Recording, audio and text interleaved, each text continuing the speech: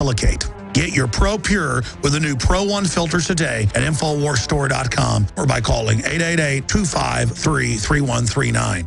Why does the United States spend the largest percentage of GDP in the world on healthcare? Why do we have the highest cancer rates on the planet, the highest rates of diabetes, autism, and every other major disease? It all comes down to one thing. We are what we eat. Our food is devoid of nutrition and processed with poisons and additives. Our water is filled with toxic poisons and big pharma runoff. All of this has been engineered by design. We can turn the tide against the eugenicist by giving ourselves the nutrients our body desperately needs. To learn more, visit InfoWarsHealth.com. The site is literally packed with audio and video featuring top health professionals who don't bow down to big pharma. The fight against the New World Order starts with you, and you can't stand against the machine if you're sick, tired, and obese. When you visit InfoWarsHealth.com, be sure and check out the catalog with nearly 400 life-changing products and get free shipping when you sign up for AutoShip.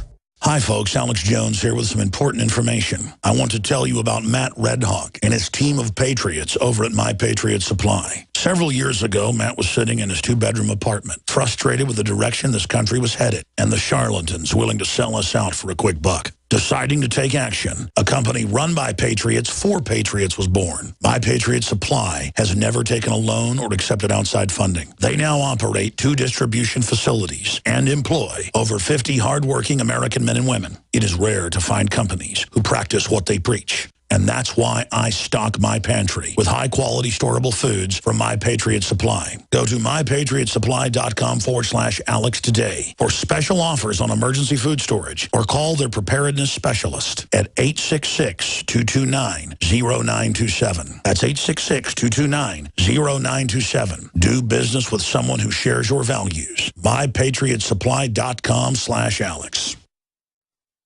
Coast to coast. Direct from Austin, you're listening to the Alex Jones Broadcasting Network.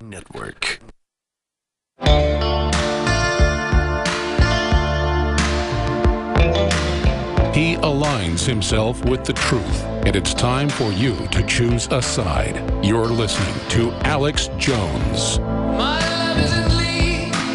Welcome back to the Alex Jones Show. I'm David Knight, and I apologize to the callers who are on hold. Our phone system went down.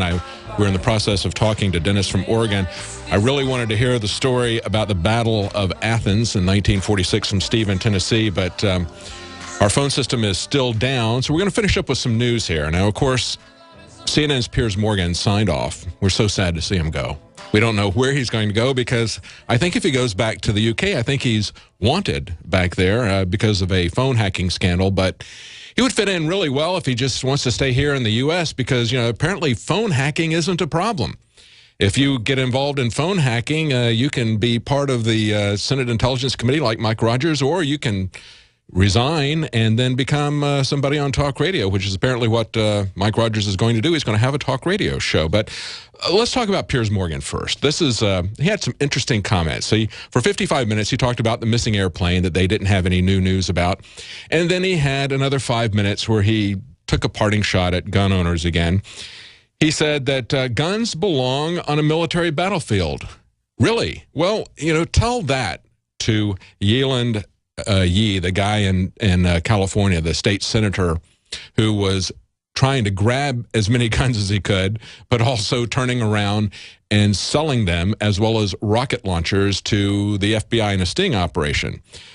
This is what we're concerned about. This is why you don't want to give the government a monopoly of power on guns, especially because look at what Homeland Security is doing. Homeland Security is actually trying to turn our city streets into a battlefield. And of course, under the NDAA, people like John McCain and Lindsey Graham and Barack Obama are saying that we all live on a battlefield, that it's a worldwide battlefield, and that on that battlefield, as part of the NDAA, you don't get due process. The military can pick you up and hold you indefinitely. They can transport you somewhere else for torture if they wish, or I guess they could just torture you where you are, and they don't have to be held accountable because under the NDAA, they assume that the entire world is a battlefield. So, Piers, when you say that guns belong on a military battlefield, tell that to your buddies at Homeland Security. And then he had an interesting quote. He quoted Sir Winston Churchill. He said, if you have an important point to make, don't try to be subtle or clever. Use a pile driver. Hit the point once, then come back and hit it again, then hit it a third time, a tremendous whack. Well, you know, I don't think that Piers Morgan did that very well. You know who did that really well? Alex Jones. Alex Jones had an important point to make, and he wasn't trying to be subtle about it either. He was passionate. People needed to see that we're passionate about losing our freedoms. It isn't just an intellectual discussion. It's gotten to the point where people need to get angry about their freedoms being taken. I remember just a couple of weeks ago at CPAC, Ted Cruz got up and he made some jokes about turn on your cell phones. I want Obama to hear every word of this next thing I'm going to say. And the people laughed. Now, it was kind of a joke, and I understand. I don't want to be accused of being humorless, but we've got to get to the point where it's no longer funny, where somebody says something like that and the reaction is not that we laugh about it, but maybe we hiss about it or we boo about it. We should be angry that they're doing these things to us illegally. Finally, he says, this is Piers Morgan talking, he says, I've made my point, I've given it a tremendous whack, and now it's down to you. It's your country, these are your gun laws, and the senseless slaughter will only end when enough Americans stand together and say enough. Yeah, you know, there's a lot of senselessness that's going on about guns. And we were just talking earlier in the show about a guy who, under D.C. laws, Washington, D.C. laws, he was just convicted of trying to acquire ammunition. Because, of course, what he had wasn't even ammunition. He didn't have guns. He didn't have ammunition. He had a misfired shotgun shell and some metal bullets that didn't have any powder or projectile possibility with it for muzzle loading purposes. No guns, not even a muzzle loader. And yet they persecuted him over that. This is in a city that doesn't want to obey the Constitution, ignores the Second Amendment, and then when their Supreme Court, which they like to pretend is the arbiter of a living document, they think the Constitution doesn't mean what it says it means, but it means whatever the Supreme Court says, unless the Supreme Court says it means something they don't like. And in D.C., when the Supreme Court struck down their laws, they just continued doing this, continued to do these senseless persecutions. That's what's going on, Piers. I know you don't understand it, but we do. And so long, farewell. We're not really sad to see you go. Now, somebody else who's leaving, of course, is Mike Rogers, and we're going to be very glad to see him get out of Congress. But, of course, he's going to continue to spew his police state, surveillance state, war state rhetoric on the radio. It turns out he's going to have a talk show. Now, as he's leaving, he did a couple of things this last week. The House Intelligence Committee started to assume ownership over oversight and reform of the NSA. They're trying to reform the FISA Act, and the Judiciary Committee has been the one that's been taking the lead on this because they're concerned about civil liberties and they're concerned about the law. But now the House Intelligence Committee, which has really been a cheerleader organization for the NSA, took control of things and tried to come up with their own quote-unquote reform bill. Now, understand that FISA was a result of the Church Committee hearings that saw tremendous abuses from the CIA. And they created the Foreign Intelligence Surveillance Act to try to limit what the NSA was doing, limit what the CIA is doing. And, of course, they have escaped the bonds of that, just like they've escaped the bonds of the Constitution. And they've used it to create something called the FISA Court that meets in secret, one judge, no jury, no lawyer arguing the other side. They make their determinations of this secret court in secret, and they pretend that they're modifying the Constitution with these secret decisions that we're not even allowed to see. So some people are trying to reform that whole process. But then, of course, you got Mike Rogers and Dutch Ruppersberger, a Democrat from Maryland, who put forward a proposal called End Bulk Collection Act, which, of course, doesn't end bulk collection. You can always count on the Congress to come up with a law that does just the opposite. It doesn't end bulk collection. What it does is it switches the collection of bulk metadata from the NSA to the phone companies. See, that's a really smart move because that allows them to not take the criticism. They can say, well, we're not holding it, just the phone companies are, and they can always go back and pick that up at any time they wish. And, of course, we know that they've been doing that for quite some time. This is an article that came out on RT this weekend, or actually it was on the 20th is when it was published. Top lawyer for the National Security Agency told a Civil Liberties Oversight Board that the U.S. technology companies were fully aware of the surveillance agency's data collection, knowledge which the firms have vigorously denied having. They've been saying all along that they were not really collecting the information, even though we saw these leaks from Snowden about the PRISM program. Oh, they didn't participate in that at all. Well, the NSA General Counsel said, no, actually, they did. They had knowledge of all communication information and metadata collected by the agency. And he said they were collecting it in every aspect. And, of course, one of the first people to do that was Microsoft. They joined the program back in 2007. Syrian hackers are now claiming to reveal that they know even how much the FBI pays Microsoft for the customer data.